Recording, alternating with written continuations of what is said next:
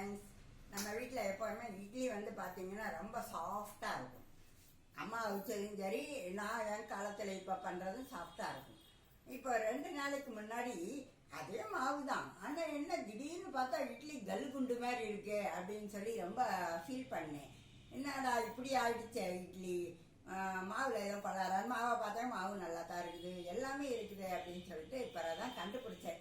அதை நீங்களும் தெரிஞ்சுக்கிட்டீங்கன்னா இது எல்லாருக்கும் தெரிஞ்ச டிப்ஸாக தான் இருக்கும், இருந்தாலும் தெரிஞ்சுக்கோங்க.